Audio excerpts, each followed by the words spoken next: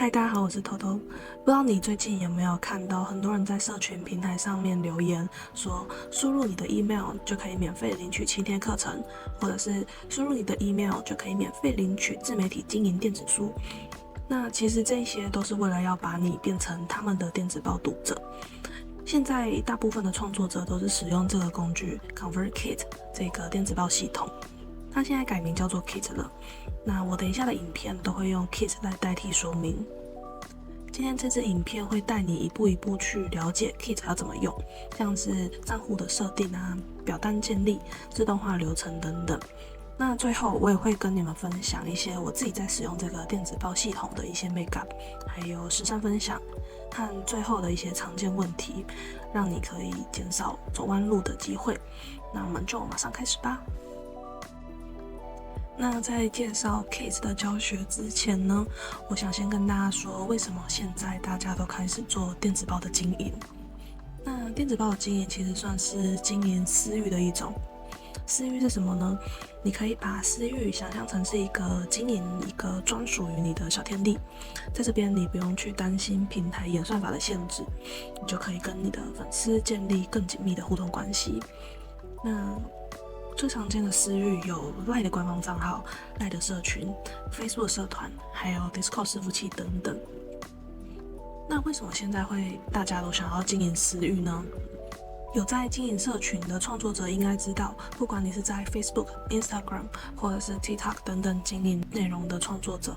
你们可能会遇到演算法变化的问题，那触及率就会直接腰斩。其实社群平台他们有自己的规则，所以我们应该要理解到说，在别人的平台上，粉丝不是自己的。大家开始做电子报的原因有2个优势，一个是电子报可以把适合的内容直接传达给每个订阅者，那订阅者收到的当下就会觉得自己有被关注，也会对创作者有更好的信任。那第2个是，相较于社群平台，我们会受限于平台的规则，会一直被演算法给玩弄。那电子报它会给我们更多的掌控权，你的粉丝就可以直接看到你的内容，而不是被演算法给藏起来，那它是确确实实的藏在他自己的信箱里面。以上就是为什么最近大家都在说要培育自己的私域。那接下来我就跟大家介绍 Kit 这个系统可以怎么样帮助我们去打造我们自己的私域。好，那接下来跟大家简单介绍一下 Kit 是什么。Kit 是一款专门为创作者设计的电子报工具，由 NetBerry 创立的，主要就是帮助我们这些创作者可以更有效率的去经营内容、推广自己的产品等等。所以 Kit 是帮我们把真正的粉丝留住，我们可以直接的跟粉丝互动，不用担心被平台的演算法给左右。那接下来就带你快速了解要怎么去注册 Kit 的账户。注册 Kit 的账户有2个，一个是你可以点资讯栏底下的连接，进来之后就可以做14天的免费试用，或者是你直接输入 kit.com， 进来之后点选右上方的这个 Start Free Trial 这个按钮，点下去之后就可以开启免费的试用。好，进来之后这边就是填写你的基本资料，像是你的姓名、email 跟密码。接下来会有几个问题，如果看不懂英文的话，也可以直接按右键直接翻译成中文就可以了。那这边我先简单填写我的名字跟 email， 我也一步一步跟你们讲解这几个问题要怎么填写。第一个是你是否已经有使用电子邮件工具，这边预设是没有，我们从零开始做。那如果你有用过是想要搬家的话，就是按 yes， 那这边我是选 no。 第2题是你的粉丝跟订阅人数有多少，这边会是包含你其他社群平台的粉丝，像是你 YouTube 的订阅者或者是 Instagram 上面的粉丝人数。那我这边先随便选一个数字。那接下来第3个问题是你的品牌名称是什么，这边的话你可以先填写你预设的品牌名称，那如果你还没有想到也没有关系，这个之后也还可以再改。填写完之后我们就按下一步。再来的话是在 Kit 的专属网域你会想要叫什么名字，这个会出现在我们的订阅表单跟 landing page 一页式网站上面，所以你可以在这边取一个你希望这个网站或表单呈现的名字。输入完之后就按继续。那再来，他就是想要调查说你是什么种类的创作者，这边可以依照你自己的需求去填写。那如果你是网红的话，就可以填这个；那是 YouTuber 的话，就填这个。这边我先填写我是做行销的，那再来就按继续。那最后他就是要问你说，你希望透过 Kit 达到你的什么目标？像是你要增加你的名单，或者是寄送 email， 或者是只是随意看看。那这边我就填写我要增加我的名单。好，那这样子就完成我们的基本设定啦。好，接下来就进入到我们的后台了。建议我们先把这些基本的设定调整好。首先第一个是基本资讯的设定，我们点选头像这边，往下有一个 settings， 是设定的意思。点进来之后呢，我们在这边可以填写我们的名字，然后上传我们的个人照片。那再来的话，第二步是点选 email 的信件设定，这边很重要，因为这边会是我们要寄信给别人呈现的那个 email 地址。我们可以点选这个小铅笔，这边就可以改成我们希望别人收到信看到的名字，所以这个地方要好好取。这边会是刚刚注册的 email。那我们接下来看这个状态，那这边写 pending 就代表说还没有认证。那我们要记得去信箱收验证信。我们到我们的信箱，点这个 verify 就会是要验证我们的 email。那我们就点一下这个按钮。点完之后，我们就可以看到我们的状态已经变成绿色的，这个就已经完成验证了。那你也可以去新增其他的寄件名称，还有 email。我会建议这边的 email 可以用企业版的信箱，像是你们公司或者是品牌的网域，这样子在寄送的时候比较不会被认成垃圾邮件。那如果我们有依照网域去申请企业版的信箱，我们就必须去认证我们的网域是自己的。所以这边就可以按这个 Setup，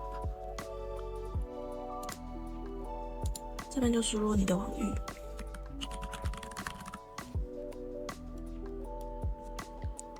输入完之后，它就会有一串数字，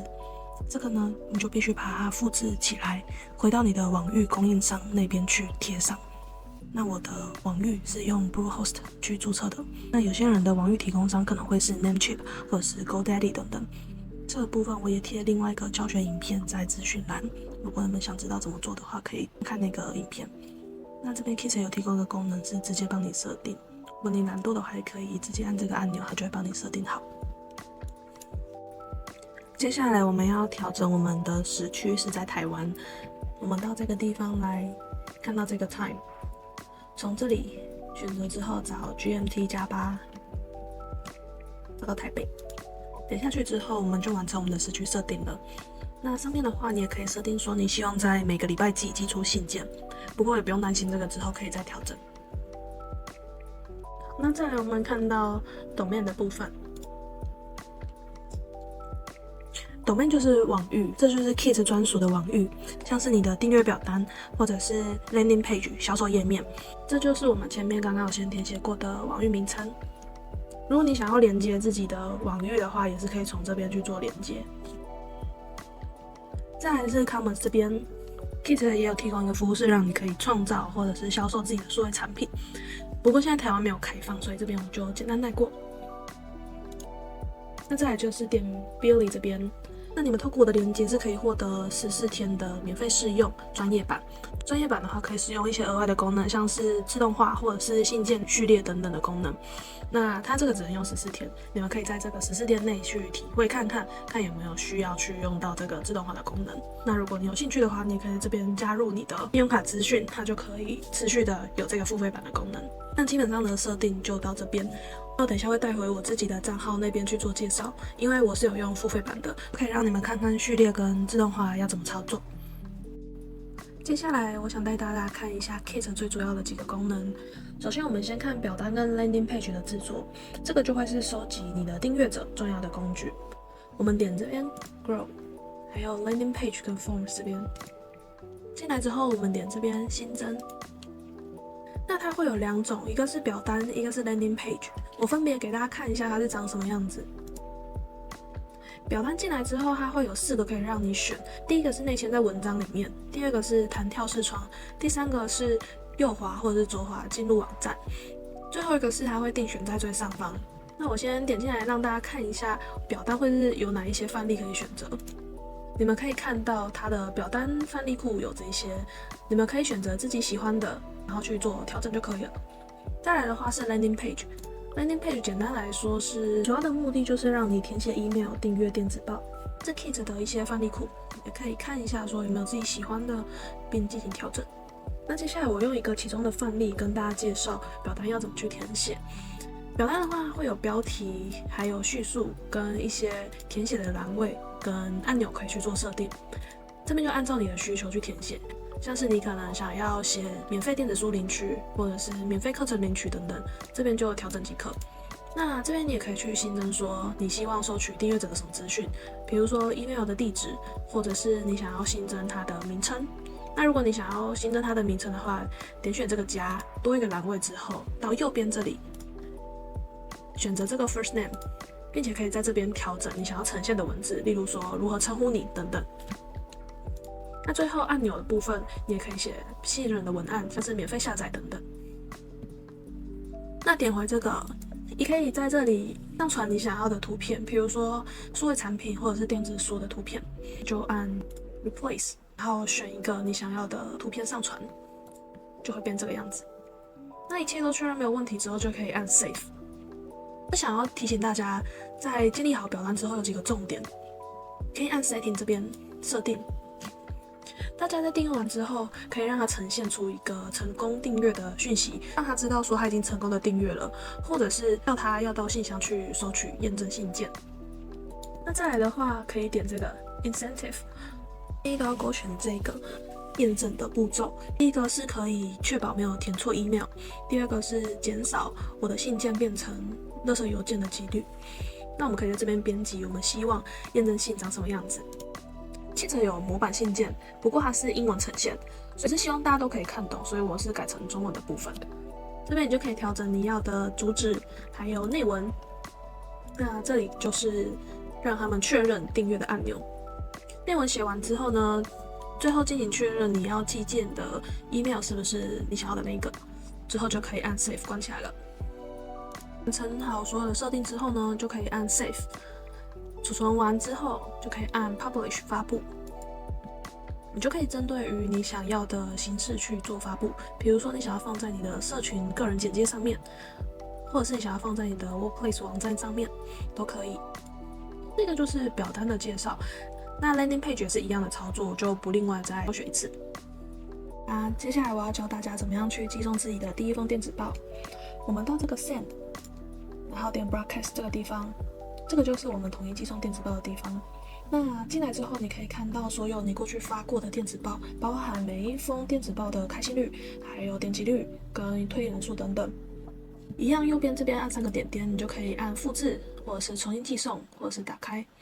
那我个人觉得重新寄送跟复制的这个按钮做得太近了，我每次都很怕不小心按到。希望 Kit 可以听到我的心声，把它做远一点，或者是稍微调整一下。好，那我先示范给大家看怎么样去新增新的电子报。我们按右边的这个 New Broadcast， 按下去之后可以看到 Kit 一样，针对于电子报也有很多个范例可以去操作。那我这边先选一个之前设定过的模板，这个页面就会是你在撰写电子报的地方。你可以修改你的标题以及你的内文。我有一个小建议是，因为 Kit 它对于中文输入没有很友善，我有时候在上面打字，它可能会跑版。所以我会建议大家可以在 Notion 或者是 Google Doc 或任何一个笔记软体上面，先写完你的电子报之后，再一并把它贴上来，这样才不会跑版。那你除了直接输入之外呢，你还可以按斜线，那底下有很多的东西可以选，比如说你的大标题，还有列点、跟按钮、跟加 link， 还有投票等等。那目前台湾是没有开放自己的产品，那使用的是按钮。可以让大家去下载我的电子书，或者是放上我的连结，让大家可以看我的部落格文章等等。那等你完成之后，你可能会有一个困扰是，你有2个标题，你不知道要用哪一个比较好。这个时候呢，你就可以用 Kit 的 A/B Test 功能，这边有一个按钮，按下去之后，你可以在这边输入你2个犹豫不决的标题。写完之后呢，按这个 setting， 你就可以在这边设定你希望它做 A/B test 的时间。比如说我这边设定240分钟，代表这240分钟内，它会去进行测试，然后会分别把这2个标题寄送给同一数量的人。那看哪一边数量的人开性比较高，那它后续240分钟结束之后，它就会统一以那个标题为主。那等你完成之后呢，你就可以按继续。现在这边你这个 broadcast 看是要寄信，或者是你想要直接发到网站都可以。那通常我们用电子报就是要寄信为主，所以点开来之后呢，我们要确定几个重点，一个是你要寄信的 email 正不正确，那第2个是选取你想要寄送的对象，你是想要寄给全部的订阅者吗？还是你想要寄给特定的人士？那如果你想要寄给特定的人士的话，你可以在这边建立筛选器。举例来说，我想要寄给订阅某一个表单的人，我就可以在这边选择它是订阅某一个表单为主，加上去之后，它就会自动帮我筛选出这一些特定的人数。那我也可以去调整说我什么时候想要寄出这一封电子报。那要注意的是，免费版的话是只能现在寄出，那如果你有付费的话是可以进行排程的。最后你可以打开这个进阶设定，这边有个 preview text， 这就是你收到 email 的时候，它标题底下的那一行字。通常这一行字我都会写的比较会好奇的感觉，他们就会点进去。那下面这个呢，就是给自己笔记用的，订阅者是看不到的。最后你同时也可以按发布到网站，那有一些知识类型的电子报，他们都会把文章上传到网站去。那因为我的电子报比较偏私密的个人故事分享，所以这个我通常是不会勾的。我也建议大家在寄出之前，要先自己查看过一次信件的排版正不正确。我们可以按右上角的这里3个点点，然后按 preview， 这个就是预览的意思。在这里我们就可以设定一个测试的信件，我们就可以寄给自己看这一次电子报的排版内容是不是有符合预期。那确认没有问题之后，就可以继续。那没有问题之后就按继续，继续完之后就会直接发送了。那这个就会是寄送电子报的一个流程。再来要跟大家介绍内容区块这个功能，我们点选 Send 这边有一个 Snippets， 点进去，那基本上它就是一个很实用的资料库，它可以把你常常使用的文字内容，像是自我介绍啊、联络资讯或者是课程说明等等储存起来。你要用的时候就直接插入就好了。就举例来说，像我们可能写电子报的时候，我们想要推固定的几个数位产品或者是线上课程，我们就可以不用每次都重新打一次，我们只要事先把这些内容写成 snippets， 我们就可以省时间，并且确保每次写的东西都会一致。那未来我们要修改的话，就在这个地方修改即可，就不用每一次都到每一封的电子报里面去修改。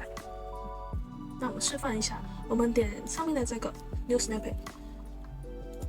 选取 Block。举例来说，我可以在这边写一个课程的资讯，那我就把它存起来。接着我回到我电子报的地方，我先输入斜线，那我们往下可以看到这个 Snippet， 那我们就把这个点选加进去，它就会自动加在这里面。那未来如果你的课程想要去进行更新，我们只要到刚刚那个 Snippet 去调整就好了。后续有加入这个 Snippet 的电子报都可以同步进行更新。那这个就是 Snippet 的功能。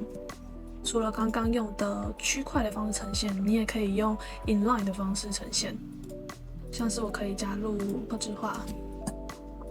说我现在有什么课程等等的，这些都可以自行去做调整。再来的话，要跟大家介绍自动化的功能。那自动化的功能，现在你们免费试用14天是可以使用的，不过等到14天之后，你们会需要付费才能使用。你们可以趁这个14天来玩玩看自己有没有需要这个功能。自动化的话，就是点这个 Automate 这边有一个 Visual Automation， 点进来之后，你就可以看到你之前设定过的自动化，或者是你想要从范例开始，我们点这边。进来之后 Kit 还有很多个范例可以让你去选，比如说跑一个付费的电子报，或者是欢迎你的订阅者，又或者是你想要分享你的社群贴文等等。那你同时也可以自己从头打造。我简单介绍一下自动化要怎么做，我们可以按这个开始制作。你可以先想想你是需要哪一些人进入这个自动化流程。我这边直接举例来说好了，我会希望当有人透过我的免费资源订阅的时候，我可以寄一封自动的欢迎信件给他，跟他说这个电子报主要是做什么用的，或者是我可以帮他加一个标签，又或者是我可以针对某几个条件去区分这个订阅者，比如说他之前是不是已经有注册过。举例来说，当他是有注册过的，我就让他结束这个自动化；当他没有注册过的话，我可以再加一个，例如说我就寄给他一封欢迎信。那这样子的流程就会是，当这一些人透过我这个表单订阅我的电子报之后，系统会先自动帮我确认他是不是已经有注册过了。那如果是已经有注册过，就代表他已经收过我的欢迎信了；没有注册过的话，我再补一封欢迎信给他。自动化的流程大概是这样。这支影片主要是讲 Kit 的整体教学，所以我不会花太多时间放在这个自动化上面。你们刚刚可以看到自动化它有蛮多复杂的东西可以去操作。这个之后如果有兴趣的话，我再拍一支影片介绍给大家。那当你完成之后，你就可以打开这个 Active， 就会让这个自动化直接开始进行。再来要跟大家介绍另外一个付费功能，就是信件序列。我们点 Send 这边有一个 Sequences， 点进来之后，我们就可以看到我们所有的信件序列。我直接建立一个范本给大家参考。首先我们一样可以选一个范本，进来之后呢，它就是像一般的电子报一样，只不过这边你可以直接把全部的文章都写完。像是我这边可以无限的加上所有的 email。通常会用这个功能的人，主要会是想要把全部的资讯分成好几批寄给大家，比如说7天的自媒体经营课，或者是10个自媒体经营小技巧，然后它就会是分天寄送给你。所以这个对于想要收集名单的人来说是一个蛮棒的工具，因为系统可以帮你设定在某一段时间内分批把这些内容寄给读者。我把旁边这一些的主题都写好，这样你们应该可以一目了然看得出来我想要表达的是什么。你们就可以在每一封信里面写出对应的内容。那这边撰写的方式也是跟电子报一样，不同的地方在于你这边可以设定说你是希望它在固定每个礼拜几发送，以及它是隔多久的时间发送。你可以选择你要隔1天，或者是隔1个小时等等。那如果你希望它是立即送出的话，你也可以把这边调成0，它就会变成立即寄送。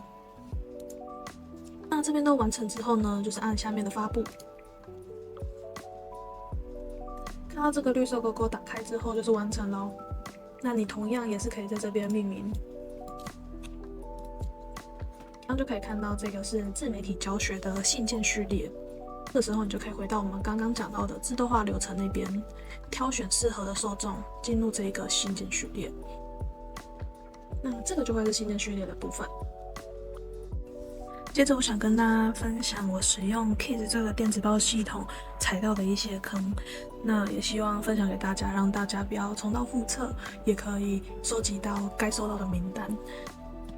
会这样说是因为我之前完成订阅的路径没有很明显，所以我后来发现有将近快1300多个人没有进到我的订阅名单，他们都是卡在还没有确认的名单中，所以今天也要分享这2个常见的错误给大家知道。好，我举例来说好了，像是我们刚刚提到说设定里面，我通常会开这个 incentive email， 这个就是一个诱因的 email， 让他们可以进行第2次的确认，说他们确定要订我的电子报，以免他们有 email 填错的情况，然后也可以加强我这个电子报的信任度。但是开启这个功能有一个问题是，有些人填完 email 之后不知道要到自己的信箱去收验证信。那我给大家看一下 Kit 它预设的讯息是长怎么样。它就会在你填写完 email 之后出现这一个句子，就是要让你去确认你的 email。但是这个预设是英文的，所以我如果想要让所有人都知道要去自己的信箱里面收取这封验证信的话，我需要另外做一个页面，让大家可以看懂接下来他们要做什么事情，才算是真正完成订阅。所以我也给大家看说，当他们输入 email 之后会被导到哪一个页面，我是让他们导到一个外部的页面。像是这个是我用 landing page 做的，所以就是要提醒大家说，他们输入完 email 之后，但是只差一步就可以真正的完成订阅。会请他们按照这3个步骤确认，打开信箱，然后找到我的信件。如果在促销或垃圾信箱，就要移到主要的信箱。那我也有提供给大家几个建议，就是回复我的那封信，或者是把它拉到主要信箱，或者是把我加成联络人，这样子就可以避免我出现在促销的信箱里面。我这边也另外再提供大家订阅的机会，因为如果有人他填错了 email 跳转过来，可以到这个地方重新订阅。虽然刚刚提到的开启双重认证可能会让你的名单速度变慢，但是至少我们开启的那个功能能够确保说加进来的读者是真的想要订阅我们的人。第2个常见的错误是，当他们已经点击信箱里面的验证信之后 ，Kit 会跳转到他们自己的完成注册页面，但是他那个页面是英文的，我给大家看。他说，当你已经确认完之后呢，会跳转到这个页面。那他们官方的页面是长这个样子，所以当时有蛮多读者还有回信问我说，跳转到这个页面是不是就代表确认成功？所以我同样也希望可以让大家都理解到他们已经订阅成功了。我也同样设定了另外一个页面，当他们已经确认完他们的验证信之后，会自动跳转到我自己的页面，他们就会看到他们已经订阅成功了。那我之后也都会寄信给他们。那另外也放上一个按钮，让他们可以去看看我的其他文章。以上就是2个我自己踩过的坑，那我也希望可以提醒大家，希望可以帮助到大家在收名单的时候，尽量可以收集到最完整的名单。接下来我也想跟大家分享，我实际用 Kit 这个电子报系统是怎么样收集到我的名单。第一个，我现在利用 Trace 帮我导流到电子报。我发现 Trace 是一个蛮棒的平台，你可以在上面分享一些小技巧，或者是免费资源，或者是讲一些故事。那它每一次对我来说都带来蛮多的订阅者。那我给大家参考一下。我的做法是，我会打造一些具有吸引力的内容，我可能会跟大家说一些我的小故事，或者是小技巧，让大家对你的这个话题有兴趣，也会在下面进行互动。我就可以在下面放上我的电子报连结，有兴趣的人他就点击连结订阅我的电子报。当他们加入我的电子报之后，我就会使用前面说到的自动化流程，还有信件序列，那让他们去自动被加上标签，比如说他们是从哪里来的，那我也会自动寄出欢迎信，他们就可以马上知道说我这个电子报之后会提供给他们什么内容。所以我蛮推荐，如果你比较擅长做文字创作者的人，可以先从 Trade 这边去导流到你的电子报。那如果你是图文或者是影片的创作者，都可以到自己各自擅长的平台去导流一些订阅者。像是你可能擅长做影片，你就可以到 YouTube 放上你的电子报连结，让大家可以免费下载资源，并且成为你的电子报订阅者。接下来跟大家介绍 Kit 的价格方案。那你可以透过这边的拉杆去看说目前你所需要的费用是多少。目前它免费版本，你只要没有超过1万个订阅者，然后你没有要用到自动化的功能或者是信件序列的功能，基本上其实免费版就够用了，因为它有无限多个 landing page， 然后无限多个表格，那你也可以去寄送无限多个电子报。那如果你是希望能够有自动化或者是信件序列等等功能的话，你可以透过这边的拉杆。假设你现在有3000个订阅者，那你每个月就是要付41美。那如果你想要用更高级的版本呢，如果有团队的话，会比较适合用这个 Creator Pro 这个方案。相较于 Creator 版本的话，你可以加入更多的使用者，那可能会是一个团队帮助你去进行电子报系统的管理。我自己会建议说，如果你是刚起步的创作者，只是想要玩玩看电子报，其实免费版本就蛮够用的，不用一开始就投入大钱。因为像是刚刚提到说的，免费版本它最多可以容纳1万个订阅者，那你也可以去做订阅表单，还有 landing page， 也可以寄送电子报。不过当你的订阅者开始成长，你会需要一些比较进阶的功能去解放你的时间的话，你就可以用 Creator 这个方案，那它就可以帮助你针对于不同的受众，自动的推荐他们对应的信件，就不用手动一一去控管。那么 Kit 目前的使用方式就是，只要你的订阅者越多的话，就会越贵。所以我自己在使用的时候，有一些比较没有在开信的读者，我就会把他们清掉，因为他们就是会占我的钱。所以我想说，如果要付费的话，还是把价格花在合适的人身上。我也做了一个表格，让大家参考一下。目前，如果你是使用免费版本或者是付费版本，它们的功能差异在哪里？有需要的人欢迎可以截图起来。那最后我想要跟大家分享，为什么我推荐你们使用 Kit 这个电子报系统。必须老实说，一开始看到网络上的资源蛮多都是跟 Kit 有关的，后来发现是因为它有在推联盟行销。不过我自己尝试过不同平台之后，我发现其实 Kit 对我来说还蛮容易上手，那它的功能也很全面，再加上其实我觉得它的自动化功能还蛮好用的。虽然我现在用的是蛮简单的版本，但是后续如果我有推更多的数位产品啊，或者是线上课程等等，我应该会再去研究更复杂的自动化，让它可以解放我的时间。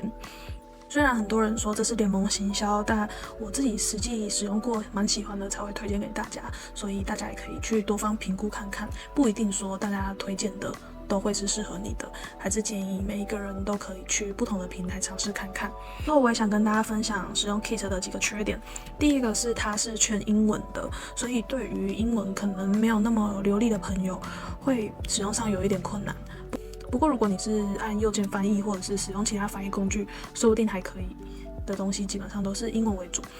这到第二点，因为它是英文为主，所以它对于中文的排版没有那么友善。我如果在 Kit 的电子报啊，或者是表单上面打字，有时候只是想要删除上面的字或者是 emoji， 我只要一修改，它就整个跑版，还会改不回来，我就要重新新增，所以这一点还蛮困扰。那我现在的解法是，我会在 Google Doc 或者是 Notion 或其他你们有在使用的笔记软体上面先打好，那最后我再复制贴上到 Kit 上面去，就比较不会出问题。一点是它的订阅者越多就越贵。如果你是想要使用自动化功能或者是信念序列等等的功能， Kit 是根据订阅人数计费，所以如果你的读者越多，费用就会越高。但如果你没有要使用自动化功能或者是信念序列这些付费功能，就还好。最后一个是我自己有一点失望的地方，就是我看到国外影片有介绍说 Kit 有 Product， 然后还有 Earn 跟一些相关变现的功能，让你可以去上架你的数位产品啊，或者是放小费啊，还有付费电子报等等的功能。我就很期待，我想说可以做付费的电子报，或者是卖数位产品，整个全部都在这个平台上管理会比较方便。结果台湾目前还没有这些功能，我还有私底下去问官方，结果他们说也没有明确推出的时间，所以我还蛮伤心的。那如果你是想要做付费电子报为主的话，你可能要考虑看看其他的平台。Kit 的最后，我也想跟你们分享说，我自己使用 Kit 其实交到了蛮多的读者朋友，大家都会写信跟我交流他们的生活。我觉得电子报对我来说是一个蛮好的渠道，相较于社群来说，是一个比较能够深入跟大家交流的地方。所以如果你也是希望可以有比较深度，然后比较能够跟读者进行